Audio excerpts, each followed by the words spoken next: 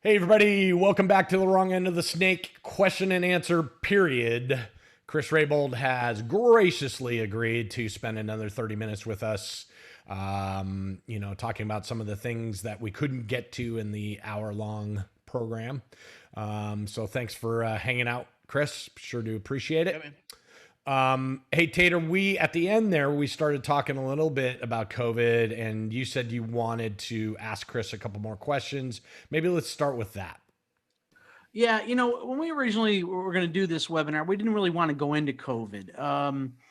It's a downer subject, and we're not working and blah blah blah. So we wanted to give a little brighter side and do a different thing. But now it's become part of our life at this point, right? I mean, come on, I don't know, what are we into it, 7 months or something now? It's a reality. So although I don't like to be a downer, I like to take the positives out of it, and there is some positives. But how have you been coping through that? And is there any advice you're giving to other engineers or anybody really in the business of what you're doing about through this time and all that kind of stuff like that? Mm-hmm. Yeah, and I remember I did an interview with Paul Watson for Headliner that I don't think he's ever put out because it was like 2 weeks into COVID. And he wanted to talk about it, but I didn't. And I was like skirting around it. And we never really got, I love Paul. We never really got anywhere with the interview. So I know that feeling to not want to go there. Now you all but have to, Yeah. I have been coping minute to minute is how I've been coping. Interesting. And oftentimes not well.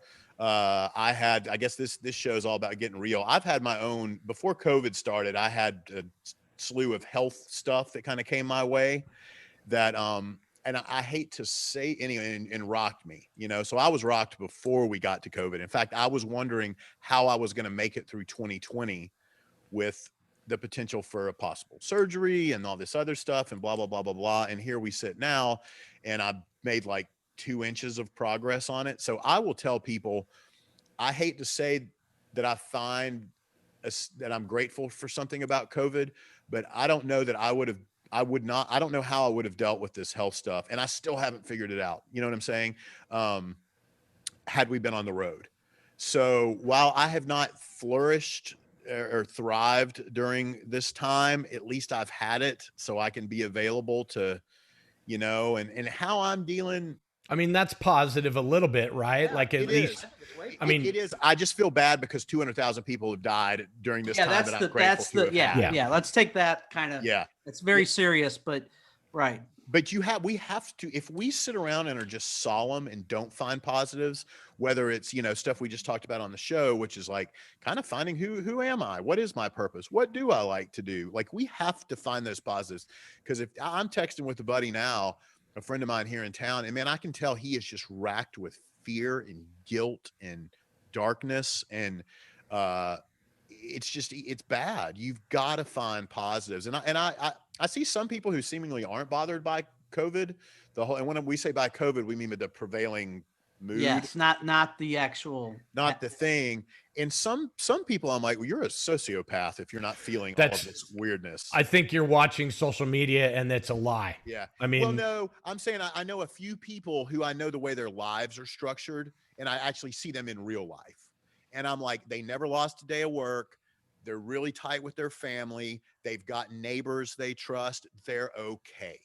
Right. Then anyone else who doesn't feel this is lying to themselves. You know what I mean? Because I totally get it. I thought you meant people in this industry. I think everyone in this industry is affected. If you're walking around and you're from this industry, like everything's cool. I'm glad I'm home. Yeah. I think you're full of shit in some way. I mean, listen, you don't have to be in some dark hole being, this is the worst ever. But I think if it's not affecting you in some way, you're a sociopath, just like what you said. I think it's, so, you can't help, but so what do we do? Like what, I know that, we check in with each other all the time. All three of us, because we're all friends. Hey, how you doing? You're having a bad day. What's going on? What have you been doing outside of our close friend circle? Like, have you been contacting anybody outside of that? Like anybody that you tour with? Like for me, I thought about this the other day. I was like, you know what? I was supposed to be on tour with Iron Maiden, for 6 months, 3 months ago. And I haven't spoken to any of those people in a year, like none of them. Yeah. And so, you know, I reached out to a couple people just by email, like, hey, what's going on? What's happening? You know, whatever. I mean, I feel like we need to tell people that they need to do more of that. Like people need to reach out.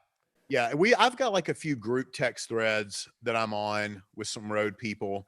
You know, it's funny. I was thinking the other day to go back and get an old email from the last Bruno tour I did and play the same song for Walkout every night and just take something that the production coordinator sent to everyone and just send them all an MP3 of that Walkout tune. That's cool. great. That's a great You know what idea. I'm saying? That's a great idea. Now that I've said it, I need to fucking do it. But, And now that you said it, I'm going to do it on my Yeah. end. Too. yeah. So there's stuff like that. And then as far as what I have been doing, I'm happy to say I was just cleared to, like I mentioned, health stuff. I was just cleared to like exercise, try to move my body, even if it's frustrating. You know, I don't know, man, my daughters, it's all the things you hear. I try to, when I am with my daughter, be like, hey man, when that phone rings and COVID's over, you're gone. Yeah. So be present. That's the biggest thing I've tried to do is like, how do I be present and get something positive out of this time, which is and some days I don't accomplish that at all, you know? Well, and and you know, what's really getting me down is I follow Clay Hudson on, I guess I'm friends with him on Facebook, Clay Hudson. And, you know, I see his posts every day, and every day he's poured a 50,000 square foot of concrete and he's erected a building. And I got the light bulb changed today, and I see Clay doing all this stuff. And I'm like, I know, you know, yes, you know, I built a farm building and I, you know, sowed the seeds off the 50 acres. And I just go, holy geez, I got to step my game up. That's the new pressure of COVID is seeing everyone's like, I learned how to speak French and I lost 75 pounds and I, blah, blah, blah. And it's just, it's overwhelming if you get wrapped up in it. And the truth be told, you don't know what's going on with people. I'm not saying Clay's not rocking it. And no, but you don't know. Of course he is, because he's that guy. But it's like seeing it while you're sitting in bed at 4:30 in the afternoon. You're just like, doesn't make you feel great, you know? Yeah, that is the pressure of COVID for us. And as we have drifted off onto this little island by ourselves, like I always knew we would, where we're really the only ones not working at all, you know? There's a few other kind of industries, but not really. It's like, man, we just see everyone seemingly thriving, but that's through the veil of social media. And you know where I'm really getting caught up right now is the few gigs that there are. I watch that on social media, someone going, oh, hey, I did a gig today. I get wrapped up in, you know, I'm already a guy that feels like, oh, well, why didn't I get called for whatever gig, or how come that didn't, you know, I'm not good enough, I guess, to get a call for that gig. And now it's like amplified because there are only these little tiny gigs here and there. And I fight this whole thing of like being jealous of somebody doing a gig right now. Well, and I will say this, the three of us, none of us live in, well, I guess you guys live in major markets, but you don't live in entertainment, music specific markets, nor do I. Not at all. Not in Dallas. So we're seeing small market stuff.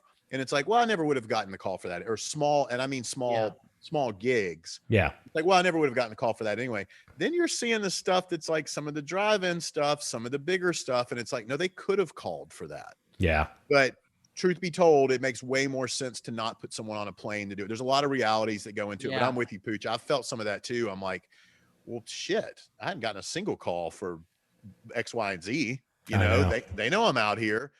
Again, they're using their salary guys. Yeah. Using the local guys. There's crews, but that's the problem of sitting here by ourselves. When we hit leave meeting on this thing, we're just left with our brains. You know, and we can write whatever story we want. So that's another thing that I've really been working hard on. Tater, if I'm honest, and it seems like this is a show that's for this, man, I'm working on me. Yeah. That's what I mean, I really am. I'm working on me. And I don't mean that in the new age, you know, white girl Instagram namaste kind of way. I'm dead fucking serious about it. Under your chair or your bed. Yeah, I mean it with all my heart. I'm working on me in some pretty heavy ways, and I've whiffed a lot. I've missed a lot of pitches, man. I have not hit a lot of winning runs here, but now's the time to work on you. And a lot of times that's really ugly. you know?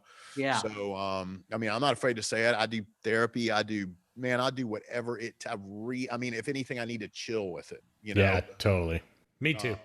Yeah. Are you doing anything kind of outside of that? Like, what are the resources and the tools that you're doing to kind of educate yourself?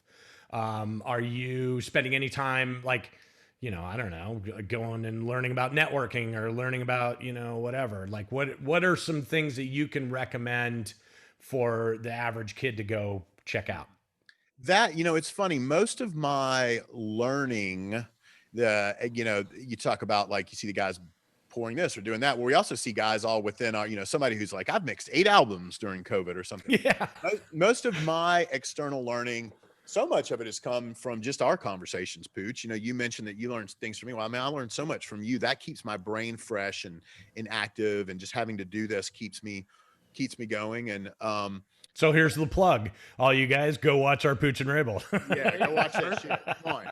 So if you want to educate yourself, go watch Pooch and Rabold. But Right. no, but I mean, yeah, I totally agree. I'm the same way. I've learned a great deal of what I've learned during this time period is through our conversations, for sure. yeah, but I have not watched many other people's content at all, because I have been so wrapped up in my own self and in, like, trying to better me in ways that aren't industry related.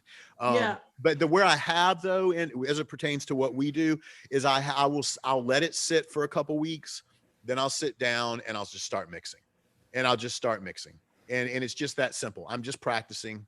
I'm doing some of the same stuff I've always done, and then I'm doing stuff. There's no if I'm practicing and it's not for a commercial project, there's no pressure to get it right. So I can now sit down and just try any number of things. I keep wanting to go back up to Tater's place just to have a week of sitting there mixing, you know. Yeah. But, Not between the 23rd and the 9th. well, I know. I was just gonna say, but I can't go up there because he's redoing his floor. Putting a new epoxy floor in.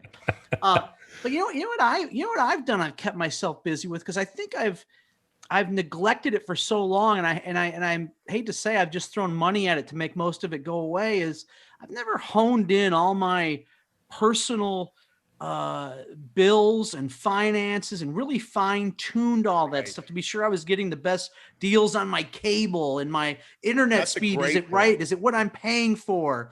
Am I getting all the bang for my buck for everything I'm spending? Yes. You know, and my insurances, are all the policies correct? Are the right numbers, the right coverage I thought I'm paying for? I've been just going through that stuff with a fine-tooth comb, and man, I really feel good about finally honing all that stuff in, which I would have never done before. And that's a great point, because you know how it is. We go from like I'll come home and look through the stack of mail that's this big, you know, and then half of it goes in my backpack and travels around with me, and I don't do shit about it. Or I too am like, where am I in life? Like, I feel like I have this perpetually messy desk where I just know where things are enough to keep me afloat. That's a great point. And I hope people are doing that. I'm saying that looking at this stack of mail that's over to my left. As I say, I got a big stack right there. But that's a great point, because now's the time to do now, if you can get to that. And especially now that we need to pinch pennies.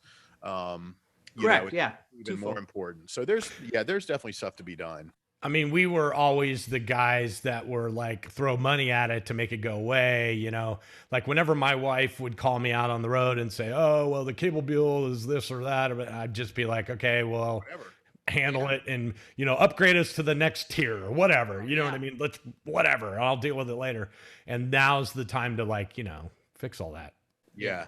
Yeah, that's a great point. Like renting shitty modems for $20 a month that they give you, you know, you can buy one for 80, you know, and be done with it. You know, just really fine tuning that stuff. Crash course life stuff. And I have, you know what, if I can say anything, I've kind of gotten sort of some systems down here being at home, you know, and then there's other things that have always like kind of driven me crazy, because like in our professional life, I'm so like perfection driven that I let home slide, and it gives me anxiety. And now I'm like, you know what, man, it's cool. Like I have a daughter, you know, and man, my place now, it used to be like bachelor pad, single guy with young kid. Now it is like daycare and I am just here somewhere, and I have to be okay with that there are Barbies everywhere. Yes. In fact, like I have a friend of mine that she'll come over and she'll be like, that's good parenting right there. That's good shit.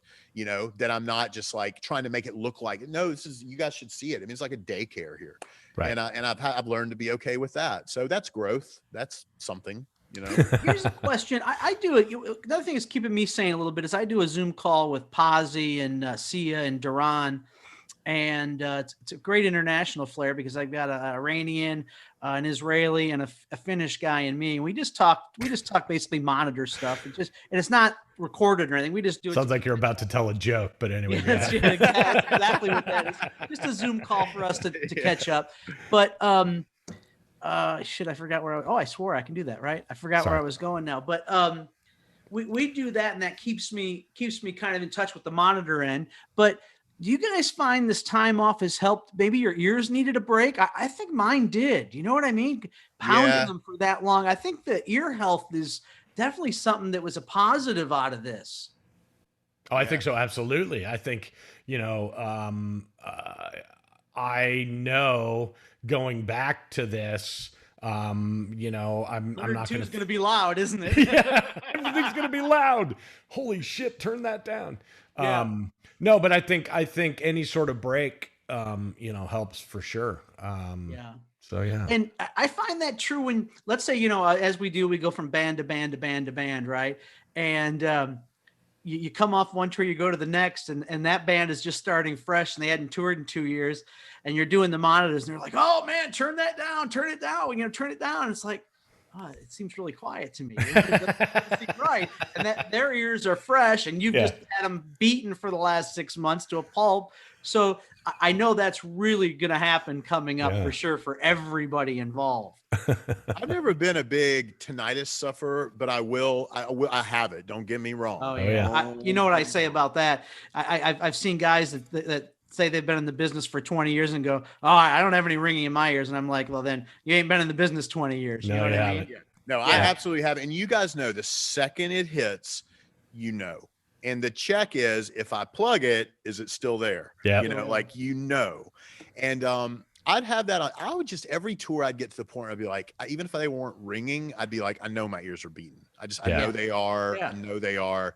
And I had a bout. It's funny you said that. I hadn't thought about it. I did have a bout of tinnitus maybe a couple months into this, you know, where I think my ears kind of just went like, well, I guess we're not doing anything. Because I think your brain tells your ears to protect themselves or go into some state, and now you haven't asked your brain to do that, and now it's like, here you go, stop. And I can tell you from the few gigs I've done going back, it is so surprising how quickly you go right back to your old place of volume and also of hearing. I have been shocked at how attuned my hearing is still, you know, if not maybe even a little more so, you know. Yeah, I mean, dude, it's a tool that you've honed for, you know, whatever, you know, 25 years or whatever. It's something, it's like riding a bike. You're not going to like be away from it for 7 months and then all of a sudden forget how to mix. Exactly. You know, it's not. But as far as the health of your hearing and all that stuff, I think this little break is definitely,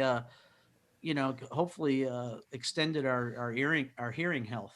Good, because we're gonna need it. I'm gonna have to work an extra 5 years to pay all these. I know I can't remember if it was on this or on the actual taping before, Pooch, where you mentioned like everything's on pause. It's like everyone is on pause, yet we're all still aging. Yes. So are our bands, by the way. Our bands are aging. And that holds true for like the 63-year-olds, but it also holds true for like the 19-year-olds that are like, or the people, you know, I look at like Lizzo, Billie Eilish, Tame Impala, all these people that were like headed out to just crush the world. Yep. Yeah. And then it's like, no, you're not, you know, and for not necessarily those people, those are incredibly talented people, but let's say you're like the teeny bopper or whatever. It's like, it depends on how you look. It's like, man, the clock is ticking, you know? Oh yeah. So kind of works both ways. Well, you mentioned earlier you were always the youngest, and you know it seems like we were the youngest. You're just the kid. And then all of a sudden that just I know like a year or two little thing, and it flips, and then all of a sudden it's all. And now we're going to be the youngest, and all of a sudden you're the oldest. Yeah. Yeah. Now we're on like a year or two pause of everything. You know. I know. Wow. Good times. Great times, guys. Great times. Great times. No, but I mean, you have to find something in that where it's not all doom and gloom, right? And again, I go back to my thing of like right now, I've kind of changed my tune. I've gone from, I say this to you, and I literally am getting ready to tear into my savings.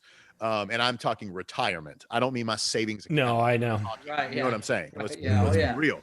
I'm several $1,000s away from doing that.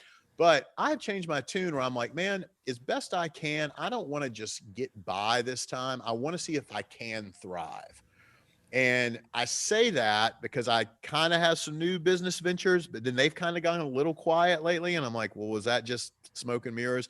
But I think the real true goal right now is survival, like get by. And that was my whole thing of like, whatever that means. Like if you can make money still now, or you have enough saved to use drive a cab, whatever. Do it, man. Just go do whatever it takes and have so much pride in it. And when you, that first night on the bus, sit down and cry in your bunk, you're so proud and you're so happy. You know what I mean? And instead of everybody talking about the last tour they did, everybody's gonna be talking about some job they all did. What'd you do on that? You know what I mean? I did this, I did that. Yeah. Yeah. And I think it's cool. You know what I really wonder though, is like, we have such short attention spans. It is the era that it is now. We just here today, gone tomorrow. I know there's going to be an infinite amount of gratitude once we get back to it. I wonder how quickly that fades, how quickly, like, I hope it's not too quick. I hope we, for a while, are very aware. Yeah. About it'll have to be. Yeah. Right.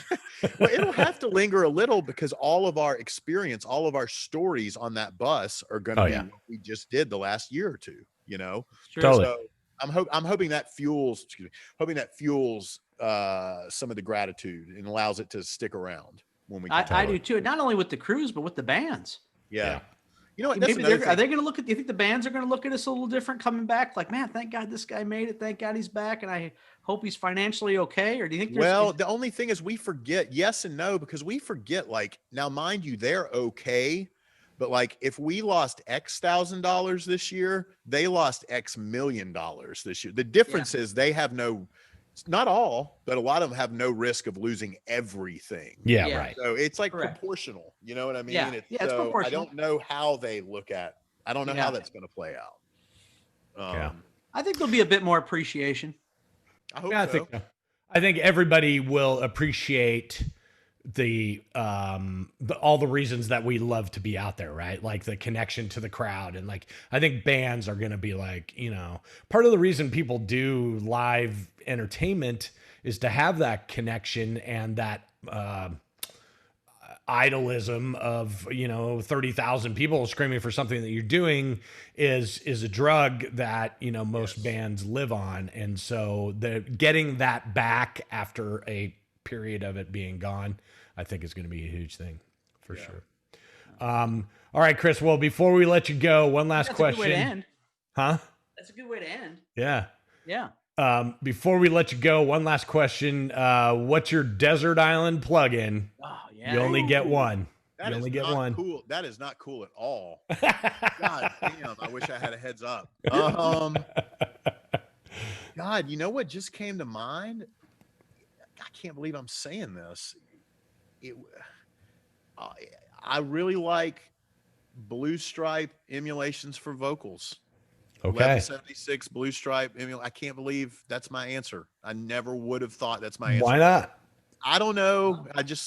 There's so many cool, amazing, fun, this and that. It's really just for what it does on vocal. I just love it on vocals. It brightens it. It does a thing. So that's the answer. Whoever's version. Yep. I love it. I always like to ask that of sound guys, what's your favorite plugin or what's the one that you use the most or, whatever, because everybody answers something different. So. Yeah. I might only have one instance of that in a session, but man, it matters, because it's on the lead vocal. That's cool. Well, thanks a lot for coming, dude. We love you and we appreciate you doing this. And, you guys too. Thanks. We'll hopefully talk to you real soon. All right, guys. Talk to you soon. See you next week. Phil X. Talk to you later. Bye.